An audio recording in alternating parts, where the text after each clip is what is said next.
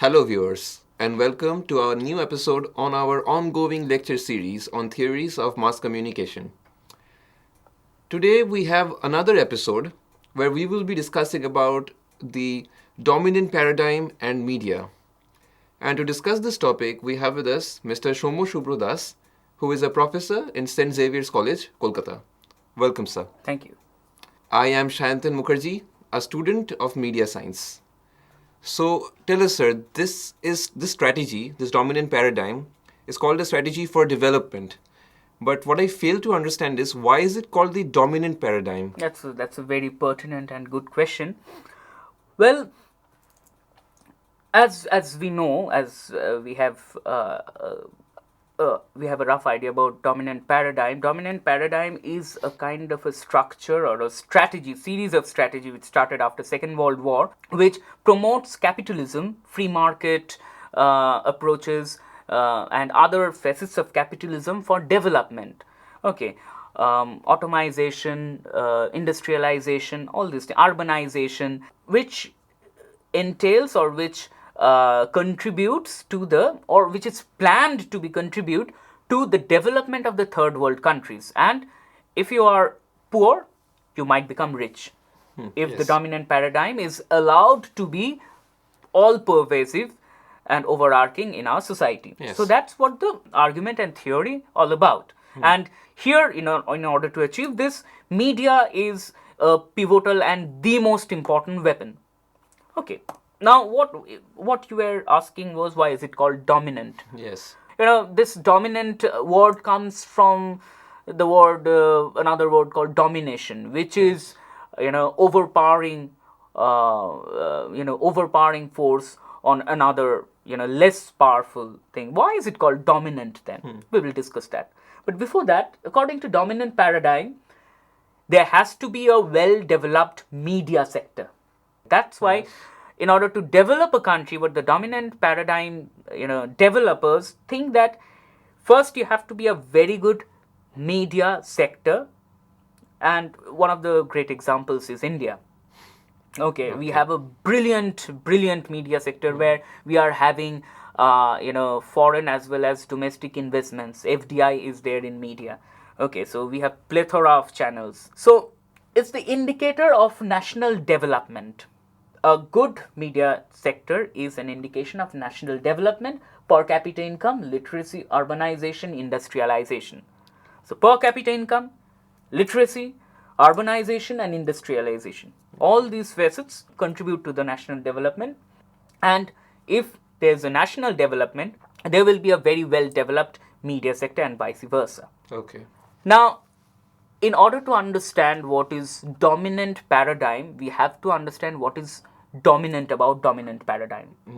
So what is dominant about dominant paradigm is the dominant thought process and the faith, which in other word is called ideology, which Karl Marx discussed, and then Althusser. Okay, and a lot of Marxists and communists, a lot of scholars, they have a lot of thoughts and theories on ideology. Okay, but dominant ideology is a kind of a very interesting facet which we face every day over the media. Okay. Let's see what dominant ideology is.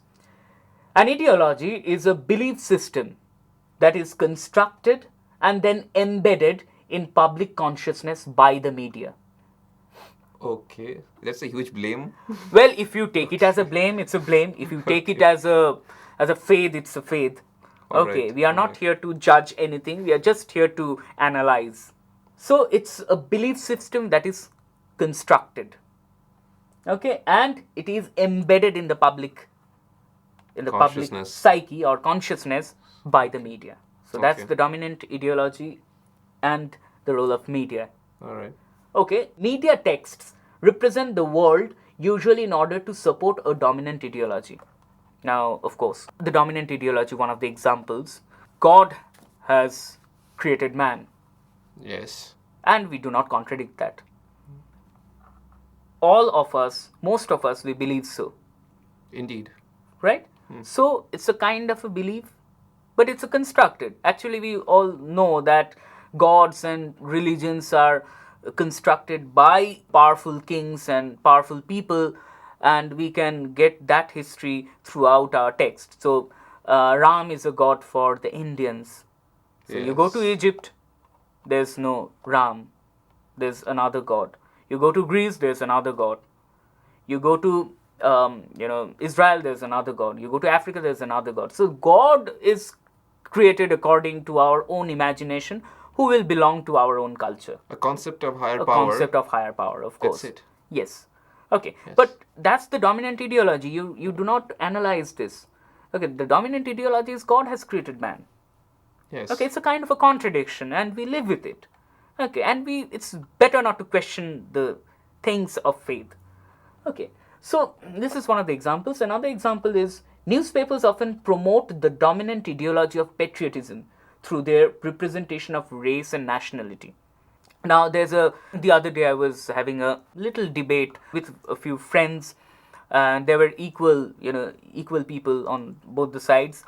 When a lot of my friends were, during their childhood, were huge fans of Imran Khan and Wasim Akram.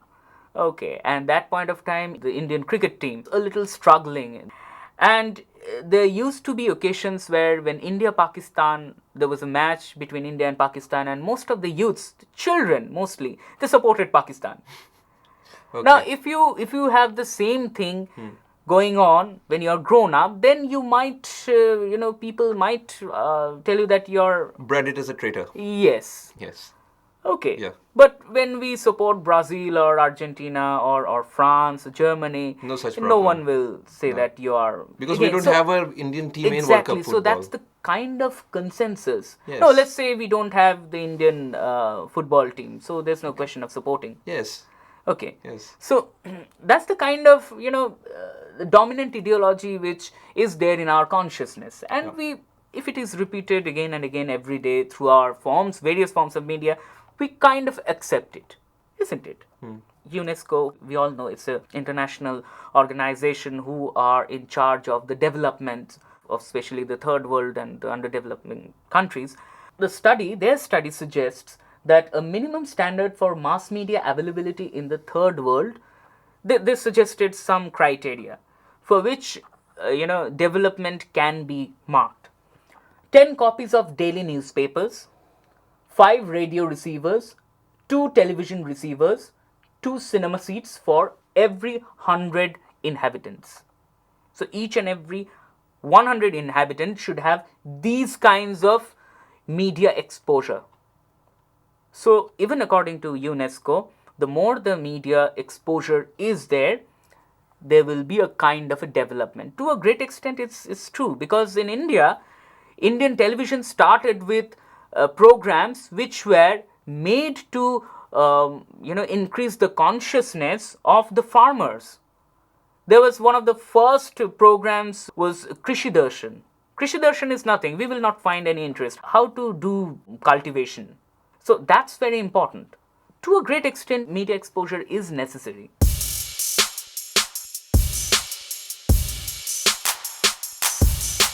Now we will come to the debatable aspect of dominant paradigm, which becomes a criticism of dominant paradigm. Now we all know the name of Lazarus Field. Lazarus Field is one of the very influential theoretician when it comes to mass communication. And in response to the dominant paradigm, he revisits kind of a media theory which was known as personal influence. Okay. To our surprise, and contradicting what Schramm and Lerner, the propagators of dominant paradigm theory, what they think, Lazarus Field puts a very contradictory view. He conducted a study and he said that on the effects of media content, and its conclusion that media are not important. Media are not important for having an influence on the common people. That's a very interesting take. That's Okay. what Lazarus Field, after a lot of studies, found out. Okay. Okay. Personal influence, it is also known as multi-step flow model or even a two-step flow model.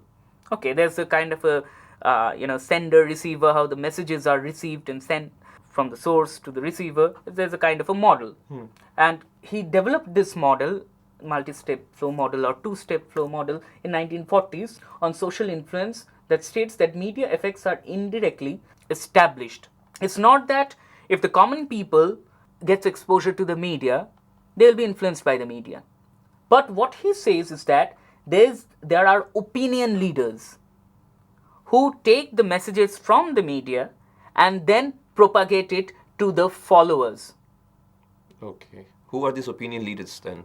Well, maybe for us, the political leaders, Okay. celebrities, Okay. the ruling class. The ruling class in the sense people who are known to a lot of people and their actions and words are very important. Let's say opinion leaders are the celebrities like Shah Rukh Khan, Salman Khan, journalists like Barkha Dutt, Pranay Roy, opinion leaders like newspapers, even to a great extent fashion designers, the literary figures, Okay. okay, the influential sociologists, all these people. Okay. Now, this is the two-step flow communication model, which is a part of the multiple-step flow. Mass media, influences opinion leaders, who in turn influences opinion followers. Okay. Okay, that's what Lazarus Field think. How does this work? How does dominant paradigm work? Okay, through media. It's a kind of we already discussed it previously, but it's a kind of a critical take. When you are talking about blind faith on free market and Yes. urbanization, Yes. okay, industrialization, okay, involuntarily there will be criticism to it. Okay. Okay. Okay. When you are talking about blind faith and you are talking about free market and you are talking about modernization and development, there might be contradictory terms in it. Blind faith on free market might not be development for all. Okay. Okay. So, what Lazarus Field and the theoreticians and the sociologists of the neo-Marxist school of Frankfurt School, which is better known as Frankfurt School, they conducted a lot of researches on media, various forms of media, and they concluded in a very critical way, they concluded these things about the dominant paradigm. Financial strategies, economic policies, academic researches are channelized keeping the interest of the dominant media or the dominant paradigm. Okay. So you set up a practical example is Schramm in Illinois, in the United States. He set up a huge institution where communication and research, mass communication, these study centers and research institutes started with things keeping in mind the financial strategies, the economic policies, which will serve the interest of the dominant corporate organizations. Okay. Okay, this was Okay. started, and that's where the criticism comes. If a scientist tries to find water on maybe Europa, one of Jupiter's moons, is that an academic research which is keeping the interest of the dominant paradigm? No, if the scientist Yes. finds water on Yes. Jupiter Yes. and tries to sell it or tries to research it Okay. on the conditions of the profiteering aspects of a multinational organization, Okay. then it is. Otherwise, Yes. it's not, right? Otherwise, it's not. Okay. So, again, you will find that there are so many life-saving drugs. There are so many drugs with which a lot of people lives can be saved. But they are so expensive that the third world people cannot afford to buy it. True. And they die. True. Yes. So, how is it possible that free market, which is not governed by the state or any kind of government intervention, there's free market where free market capitalism, we know that is the business interest. The more the profit, it's good for the business. Okay. So, of course, instead of thinking for the others. Even here we have CGHs for that. Okay. So I have very little knowledge about that. Yeah. But this is what the dominant paradigm does, and that's how and that's why it is criticized by Lazarus Field and others of Frankfurt School. This is a kind of a hegemonic dominance, Okay. which sometimes become an obstacle to democratic functions of a society. We have seen it in televisions, we have seen it in songs, we have seen it in films, especially in Hollywood films, and we see it every day. I will come back to the examples. Okay. Let's ponder upon this topic a little more. Schramm develops communicative studies in the US on the basis of dominant paradigm, which was positivist in nature. All right. Positivism is another aspect of studies Okay. which poses that whatever is done has a positive effect, and developmental aspects with free market and less of critical intervention will be good for the whole society. That's what Okay. the positivist. Okay. Okay. If there is a war, the war was for good. That's a kind of a positivist stance. Okay. Okay. But the critical theoreticians will always criticize war. This new stream of studies of mass communication, which was dominated by the dominant paradigm, had a huge space for cybernetics and information theory. And both of these things were aspects of military technology. We all know that cybernetics and information theory, internet, cell phone, these were Military. technologies Yes. which were used by military and now by the civilians. Yes. Now, funding from the corporations who depended on the capitalist monopolies and hence the influence. Okay. Okay, now these are the criticisms. Lazarus Field began his interrogation into the new domain of dominant paradigm by studying very interesting thing. Now we will come to the examples. Effects of Hollywood cinema. All Now, right. Hollywood cinema had this all-perpetrating influence of the dominant paradigm, which reflected the dominant ideology. Let's take an example of Rambo, Okay. one of my favorite films when I was a child, Okay. or True Lies, or Hurt Locker. Series of films you will find that from Hollywood, they are, having a deep effect on our minds. Advertising. It's a free market. Consumerization is the ultimate triumph of mankind. That's what advertisement teaches, Yes. right? The more you consume, the more you are good in life. You are better in life. Consumer behavior. Of course, how does consumer behave? The consumer, how do we behave? The way There's the a media kind wants of us to- commodity fetishism. Yes. Commodity fetishism in the sense that we are mesmerized by the name of the commodity. Okay. Yes. We are obsessed with that commodity, but we fail to look at what is there behind it. And manufacturing of public opinion, which is always there. Okay. Public opinion is manufactured by the media. Think about these four aspects. All these four aspects are dominated. This is the part of media. He found out that opinion leaders are more effective than the media itself. Okay. Opinion leaders, if today someone says something, let's say Amitabh Bachchan says that buy this product, of course. We'll buy it. Yes. Yes, and that's how celebrity endorsements are so popular in Indian advertisements. Indeed.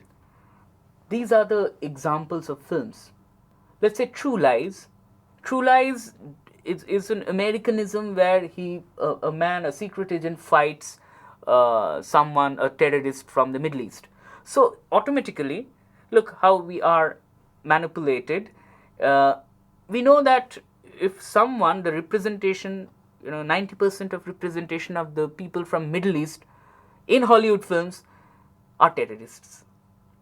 Yes. Okay. Even in Hurt Locker, you will find that, okay, there are ravages of war. They go to Sarajevo, they go to Middle East. But America is right.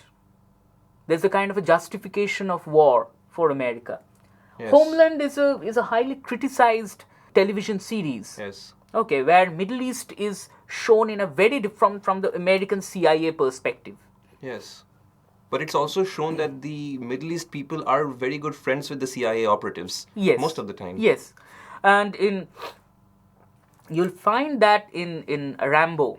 We all know about Rambo, Sylvester Stallone. Yes, Rambo, absolutely. Rambo 2 and 3 especially. You'll find that in Rambo 2, Rambo goes to Vietnam, and the arch enemy is, of course, the Russians. So in Cold War, American Hollywood film is influencing a child like me to be on the American side, because the American sides are always good. Okay, Rambo, he's a hero, and he has gone to Vietnam in order to save them. The same for Rambo 3. And you will always find that there are some friends in the land where these kinds of tyrannies are taking place. Now, the consumer behavior, after having all these, plethora of films and advertisements, how do we behave? Okay, it was shown that in a film like Maine Pyar Kiya, there was this beverage ad, one of the first in-film advertisement. Okay. And there was a kind of, let's say, Tal, Aishwarya Rai and Yes. Anil Kapoor had a long conversation on Coca-Cola. Okay. And it was found that in that cinema hall, in that stall, in that place, the sell of Coca-Cola increased like anything. I see. So the consumer behavior is manipulated. Okay, this is one of the recent ads which is, to a great extent, is hurting for the student community. Okay, this is a setup of a typical university, JNU, DU, JU, these kinds of students. You'll find out from the faces. Okay, and all of them are wearing t-shirts, and the placard, we will watch this advertisement. The placards are saying education is not for sale. Okay, so they are trying to stop the consumerization of education. Yes. Where they are on a bhook hartal. Okay. And they will not have anything, even not drink water. Suddenly, a man, the person who is just standing, below that placard of not for sale, he grabs a Pepsi bottle and starts drinking. And the media highlights on him. And the person who is the leader here, the bearded young man, he looks like an absolutely defeated man. And then this person says what the caption is there. Pepsi thi, pee gaya. Pepsi thi yaar, pee gaya. So in that way, it's not only selling of the it's not only selling of the product. It is a kind of a selling of an idea, which has an influence to make us think in another way. If we see this ad again and again daily, we will think that yes, student revolutions are there, student movements are there, but we can mock it. Yes, they are mocking it. Yes. So that's what dominant paradigm and its criticism. Yes. Okay. So it's perpetrated in each and every part of the media and how it, manipulates our consciousness. Okay. So I think that will be the end of our much debated dominant paradigm. I'm sure Shayantan and you have a lot of questions. What I suggest is we should watch a lot of media representations, films, radio, advertisements, and then we might discuss. We might discuss what Lazarus Field had to say. We might discuss what Schramm had to say, what the Frankfurt School had to say, and how does it really, influence us in that way. Absolutely. Thank you, sir. Thank you.